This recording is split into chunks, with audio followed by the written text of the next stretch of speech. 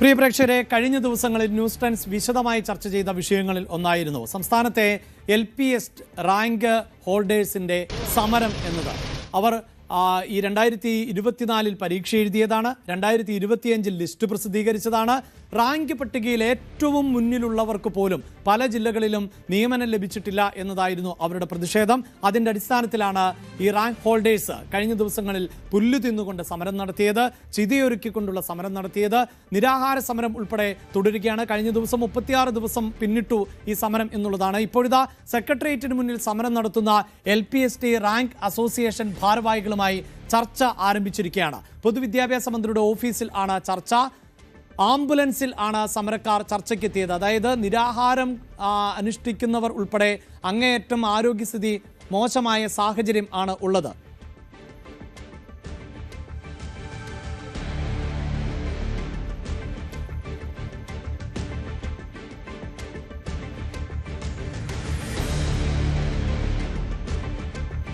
മന്ത്രിയുടെ ഓഫീസിൽ ചർച്ചയ്ക്കായി ആംബുലൻസിലെ എത്തുന്ന റാങ്ക് ഹോൾഡേഴ്സിന്റെ ദൃശ്യങ്ങൾ ആണ് ഇവിടെ കാണുന്നത്. വർഷങ്ങളോളം കഠിനാധ്വാനം ചെയ്ത് പരീക്ഷ എഴുതിയാണ് ഇവർ റാങ്ക് പട്ടികയിൽ കയറുന്നത്.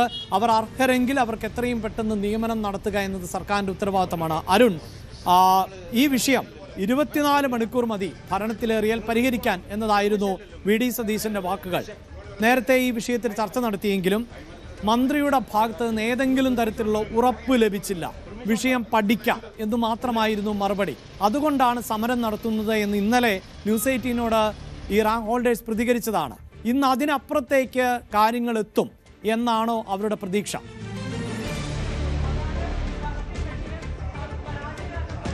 LPST റാങ്ക് ഹോൾഡേഴ്സിന്റെ സമരം 37-ാം ദിവസമാണ്. ആദ്യമായി സർക്കാർ ചർച്ചയ്ക്ക് വിളിക്കുന്നു. നേരത്തെ 4 തവണ ചർച്ചയ്ക്ക് വിളിച്ചു എന്ന് മുഖ്യമന്ത്രി VD സതീശൻ അവകാശപ്പെട്ടെങ്കിലും റാങ്ക് ഹോൾഡേഴ്സിന്റെ സമരസമിതി അത് തള്ളിക്കളഞ്ഞു. 4 തവണ അപ്പോയിന്റ്മെന്റ് എടുത്താണ് മന്ത്രിയെ കാണാൻ പോയത്. 2-3 മിനിറ്റ് കാണാൻ സാധിക്കും. അപ്പോൾ തന്നെ മന്ത്രി പറയുന്നത് കേൾക്കേണ്ടി വരും. അപ്പുറത്തേക്ക് തങ്ങളുടെ ആവശ്യങ്ങൾ കേൾക്കാനോ അല്ലെങ്കിൽ അതിൽ കൃത്യമായ പരിഹാര മാർഗങ്ങൾ നിർദ്ദേശിക്കാനോ മന്ത്രിക്കോ സർക്കാരിനോ കഴിഞ്ഞില്ല. ഏതായാലും ഇപ്പോൾ സർക്കാർ ചർച്ചയ്ക്ക് തയ്യാറാകുന്ന ഏറ്റവും പ്രധാനപ്പെട്ട ശുഭകരമായ കാര്യമാണ്. 37-ാം ദിവസം 13-ാം ദിവസമാണ് സമരസമിതി നേതാവ് വളർമതിയുടെ നിരാഹാര സമരം. അവർ ഇന്ന് ആംബുലൻസിലാണ്. അവരും മറ്റ് 2 പേരുമാണ് മന്ത്രിയുമായി ചർച്ചയ്ക്ക് എത്തിയത്. മന്ത്രി അല്പസമയത്തിൽ ഇവിടെ ചേരുമെന്നാണ് മനസ്സിലാക്കാൻ കഴിയുന്നത്. വിദ്യാഭ്യാസ മന്ത്രി ഷംസുദ്ദീനുമായാണ് ചർച്ച നടക്കേണ്ടത്. നേരത്തെ മന്ത്രി പറഞ്ഞത് 2 മാസം സമയം വേണം, 2 മാസത്തിന് ശേഷം പരിഹരിക്കാൻ പ്രശ്നം എന്നുള്ളതാണ്. പക്ഷേ അങ്ങനെ ഒരു വാഗ്ദാനത്തിൽ സമരം അവസാനിപ്പിച്ച് പോകാൻ കഴിയില്ല എന്നതാണ് സമരസമിതിയുടെ ഇതുവരെയുള്ള നിലപാട്. 2 മാസത്തിന് ശേഷം എങ്ങനെ ഈ പ്രശ്നം പരിഹരിക്കുമെന്നതിൽ കൃത്യമായ ഉറപ്പ് വേണം. അതാണ് അവരുടെ ആവശ്യം. ഏതായാലും സമരസമിതി നേതാക്കൾ ഇപ്പോൾ മന്ത്രി N ഷംസുദ്ദീൻ്റെ ഓഫീസിൽ എത്തിയിട്ടുണ്ട്. അവിടെ ചർച്ച അല്പസമയത്തിനകം ആരംഭിക്കും. നമുക്കറിയാം, അഭിലാഷ് സൂചിപ്പിച്ച പോലെ വർഷങ്ങളുടെ കഠിന പ്രയത്നമാണ് ഓരോ ഉദ്യോഗാർത്ഥിയും റാങ്ക് പട്ടികകൾ ഇടം നേടുന്നത്. കഴിഞ്ഞ സർക്കാരിൻ്റെ കാലത്ത് സമൂഹ മനസാക്ഷി തന്നെ സർക്കാരിനെതിരാക്കി മാറ്റിയത് ഈ ഉദ്യോഗാർത്ഥികളുടെ സമരമാണ്. സെക്രട്ടറിയേറ്റിന് മുന്നിൽ പല റാങ്ക് ലിസ്റ്റിൽപ്പെട്ട ഉദ്യോഗാർത്ഥികൾ പലവിധ സമരങ്ങളുമായി എത്തി. ഈ സമര സമിതിക്ക് മുന്നിൽ പലപ്പോഴും അന്നത്തെ പ്രതിപക്ഷം UDF, ഇന്നത്തെ മുഖ്യമന്ത്രി അടക്കമുള്ളവർ എത്തിയത് ഞങ്ങൾ അധികാരത്തിൽ വന്നാൽ നിമിഷങ്ങൾക്കുള്ളിൽ പരിഹരിക്കാവുന്ന വിഷയം മാത്രമേ ഉള്ളൂ എന്നതായിരുന്നു. പക്ഷേ മാസങ്ങൾ പിന്നിട്ടിട്ടും അത് പരിഹരിക്കാൻ സർക്കാരിന് കഴിയുന്നില്ല. എന്ന് മാത്രമല്ല, എന്താണോ കഴിഞ്ഞ സർക്കാർ സ്വീകരിച്ചത്, ചർച്ചയോട് മുഖം തിരിച്ച ഒരു സമീപനം ഇന്നലെ വരെ VD സതീശൻ സർക്കാരും സ്വീകരിച്ചു. ഏതായാലും ഇന്നവർ ചർച്ചയ്ക്ക് സന്നദ്ധരാകുന്നു. അത് തീർത്തും പോസിറ്റീവായ ഒരു സമീപനമാണ് സർക്കാരിൻ്റെ ഭാഗത്ത് നിന്ന് ഉണ്ടാകുന്നത്. ഇനി എങ്ങനെയാണ് സമരസമിതിയുടെ പ്രശ്ന പരിഹാരത്തിന് അവരുടെ ഫോർമുല എന്താകും? സർക്കാരിന് ഇന്നോ നാളെയോ ഒന്നും നിയമനം നൽകാൻ കഴിയില്ല. പക്ഷേ അവർക്ക് കൂടി വിശ്വാസമുള്ള, അവരെ കൂടി വിശ്വാസത്തിലെടുത്തുകൊണ്ട് അവർക്ക് ബോധ്യമാകുന്ന തരത്തിലൊരു സമീപനം, തീരുമാനം സർക്കാരിൻ്റെ ഭാഗത്ത് ഉണ്ടാകുമോ എന്നാണ് അറിയേണ്ടത്. ആ ചർച്ചയാണ് ഇപ്പോൾ അല്പസമയത്തിനകം ആരംഭിക്കാൻ പോകുന്നത്. വിദ്യാഭ്യാസ മന്ത്രി ഷംസുദ്ദീൻ ഇവിടേക്ക് എത്തുന്നതേ ഉള്ളൂ. അദ്ദേഹം ഇവിടെ എത്തിയാലുടൻ ചർച്ച ആരംഭിക്കും. വളരെ പ്രതീക്ഷയോടുകൂടി തന്നെയാണ് സമരസമിതി നേതാക്കൾ മന്ത്രിയുടെ ഓഫീസിലേക്ക് ചർച്ചയ്ക്കായി പോയിട്ടുള്ളത്.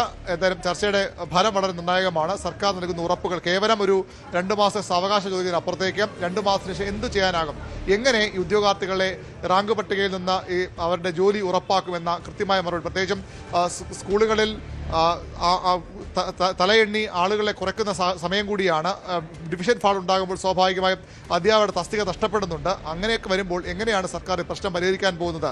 എയ്ഡഡ് മാനേജ്മെൻറ്റുകൾ നിർബാധം നിയമനം നടത്തുന്നുമുണ്ട്. അതാണ് സമരസമിതിയുടെ ഏറ്റവും പ്രധാനപ്പെട്ട പരാതി. എയ്ഡഡ് മാനേജ്മെന്റുകൾക്ക് നിയമനത്തിന് അനുമതി നൽകുകയും അവിടെ കോഴയ്ക്ക് അവസരമൊരുക്കുകയും ചെയ്യുന്ന അതേ സർക്കാർ തന്നെ, അല്ലെങ്കിൽ അതേ സർക്കാർ കേന്ദ്രങ്ങൾ തന്നെ ഇത്തരത്തിൽ സർക്കാർ സ്കൂളുകളിൽ ഉദ്യോഗാർത്ഥികൾക്ക് ഈ പട്ടിക വന്നിട്ട് 1ാം റാങ്ക് കിട്ടിയവർക്ക് പോലും നിയമനം നൽകാതെ അവരെ ബുദ്ധിമുട്ടിപ്പിക്കുന്നു. അതിന് അവസാനം വേണമെന്ന ആവശ്യമാണ് സമരസമിതിക്കുള്ളത്. ഈ ചർച്ച വളരെ നിർണായകമാണ്. ഏതായാലും സർക്കാർ ചർച്ചയ്ക്ക് തയ്യാറായിരിക്കുന്നു. ഇനി ഉദ്യോഗാർത്ഥികളെ വിശ്വാസത്തിലെടുത്തുകൊണ്ട് അവർക്ക് പൂർണ്ണമായും ബോധ്യം വരുന്നതിൽ സമരം തീർക്കാൻ കഴിയുമോ, പ്രശ്നം പരിഹരിക്കാൻ സർക്കാരിന് കഴിയുമോ എന്നതാണ് പ്രധാനപ്പെട്ട കാര്യം. കൂടുതൽ വാർത്തകൾക്ക് news 18 Keralam YouTube channel subscribe ചെയ്യുക.